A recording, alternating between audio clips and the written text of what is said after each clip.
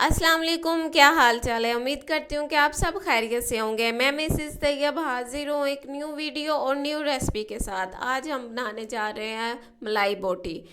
और चलें स्टार्ट करते हैं। सबसे पहले मेरा चैनल सब्सक्राइब कर दें अगर किसी ने अभी तक सब्सक्राइब नहीं किया, और नोटिफिकेशन बेल को लाजमी प्रेस करना।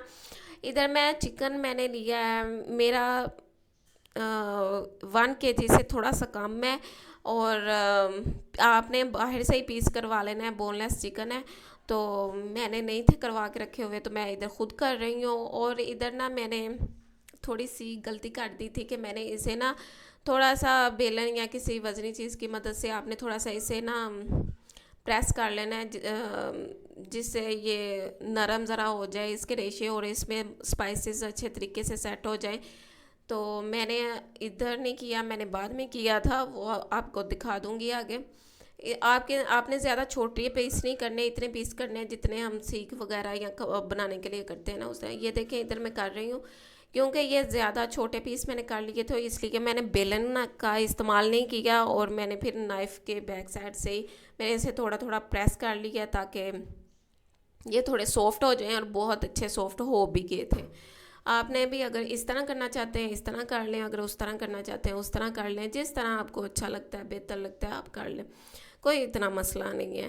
रेसिपियाँ तो वही हैं, मैं तो बस।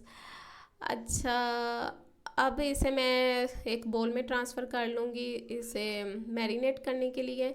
और इधर मैंने ना दही डाल लिया था, वो रिकॉर्ड नहीं था हुआ। 1 कटोरी मैंने दही डाला था, उसमें पानी नहीं होना चाहिए, बिल्कुल थिक वाला दही होना चाहिए। और 1 कटोरी मैंने क्रीम इस्तेमाल किया। आप कोई भी क्रीम इस्तेमाल कर लें, ओपर्स की कर लें, मिल्क पैक की कर लें, हलीब की कर लें, कोई भी कर लें। तो मैंने वो 1 कटोरी वो इस्तेमाल की है। और इधर ये एक डिफरेंट चीज़ है, इसमें मैं इस्तेमाल करती हूँ। इसमें मैं ज़ीरा और खुश्क धनिया, इसे मैं थोड़ा सा फ्राई पैन में थोड़ा सा लाइट ब्राउन कलर का करके, तो मैं इसे ग्राइंड कर लेती हूँ, इसका पाउडर बना लेती हूँ और वो इस्तेमाल करती हूँ। इधर मैंने वही इस्तेमाल किया है। 1.5 टीस्पून मैंने वो इस्तेमाल किया है। 2 टीस्पून मैंने ब्लैक पेपर इस्तेमाल की है। 2 टीस्पून मैंने नमक इस्तेमाल किया है। और 2 ही टीस्पून मैंने कुटी हुई सुरख मिर्च इस्तेमाल की है। अब ये सारे स्पाइसेस मैं इसमें ऐड कर दूँगी। इसमें कोई इतने ज़्यादा स्पाइसेस नहीं है, और आराम से स्पाइसेस हैं, आपके घर में ही आपको मिल जाएंगे, कोई ज़रूरत नहीं बाहर जाने की। और एक दफ़ा अगर आप ये वाली मलाई बोटी बना के खिलाएंगे ना अपने घर वालों को, और वो दोबारा बनाने को आपको लाजमी कहेंगे। तो दिल करता है बनाए, दिल करता ना बनाए।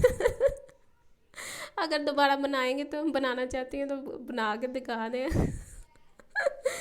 चलें, जस्ट किडिंग। अच्छा, इधर मैं एक लेमन इस्तेमाल करूँगी जो कि मेरे हाथ से फिसल गया। और इधर ना मैंने ये कोकोनट पाउडर इस्तेमाल किया है, ये इसमें डिफरेंट चीज़ है। और ये मैंने 2 से 3 चम्मच इस्तेमाल किया है। और इधर मैंने दो दो कुटी हुई ग्रीन कुटी हुई या हरी मिर्च इस्तेमाल की है। और 1 टीस्पून मैंने अदरक लहसुन का पेस्ट इस्तेमाल किया है। और 2 टीस्पून मैं इधर ऑयल इस्तेमाल करूँगी। और बिल्कुल हल्की फुल्की सी इंग्रेडिएंट्स हैं, आप इस्तेमाल करें, इंशाल्लाह आपकी बहुत अच्छी मलाई परोठी बनेगी। और आपके हस्बैंड तो खुश हो जाएंगे ना आपसे। आज मुझे पता नहीं क्या हो रहा है, मैं उल्टे सीधे लफ्ज़ बोल रही हूँ। चले, खैर हम अपनी रेसिपी की तरफ तवज्जो देते हैं।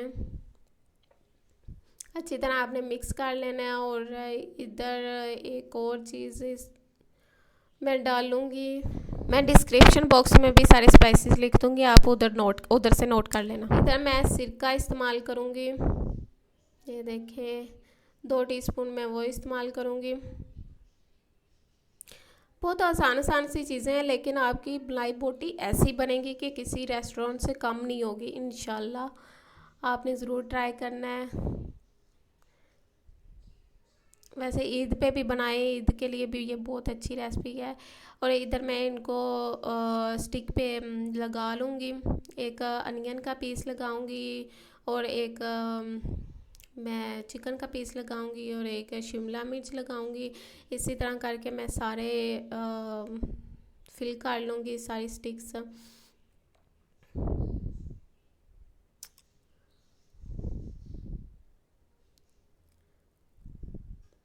آپ بتائیں آپ نے بنا کے لازمی مجھے بتانا ہے کہ یہ ریسپی کیسی لگی ہے آپ کو, اور آپ نے ضرور ٹرائی کرنی ہے. انشاءاللہ بہت مزے کی بنتی ہے. انشاءاللہ آپ ضرور ٹرائی کرنا.